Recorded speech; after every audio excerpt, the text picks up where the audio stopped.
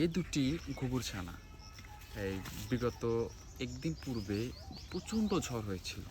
সে ঝড়ে এই পাখির ছানা দুটি পড়ে গিয়েছে কংক্রিটের উপরে। আমার ভাতিজা এই দুটা ছানা ঘুঘুর বাচ্চা এসে আমার হাতে দিয়েছে, বললো কাকা এই দুটা ছানা পড়ে গিয়েছে। এই দুটা পড়ে যাওয়ার কারণ প্রচণ্ড ঝড় হয়েছিল। আমার ভাতিজা এই দুটো নিষেধ দেওয়ার পর আমি তাকে বললাম এই দুটো তুমি কোথায় পেয়েছি? সে বলল আমি ওই গাছে আমতলায় কুড়ে পেয়েছি, কংক্রিটের উপরে পড়েছিল। ছানা দুটি কত সুন্দর দেখতে। এর যে আমরা বলবো এর যে বাসায়, এই বাসায় ফিরে দিয়ে আসবো। ভাতিজাকে সঙ্গে নিয়ে কোথায় এটা কুড়ে পেয়েছে, পূর্বে বলেছিল আমতলা থেকে এটি পেয়েছে। কেননা এই ছানা দুটির বয়স অল্প কিছু দিন হয়েছে, অল্প কিছু দিন এই ছানা দুটির বয়স হয়েছে। আমরা একে দিয়ে আসবো, কেননা এই যে ঘুমে আসছে আপনাদের হাতে দেখাতে চাই।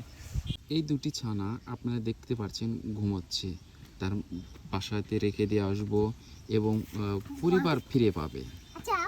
পুরো আমার ভাতিজা এই দুটো নিষেধ দিয়েছে, কেননা এত সুন্দর এই দুটি ঘুঘুর ছানা, আমরা বলে থাকি গ্রাম্য ভাষায় বাচ্চা।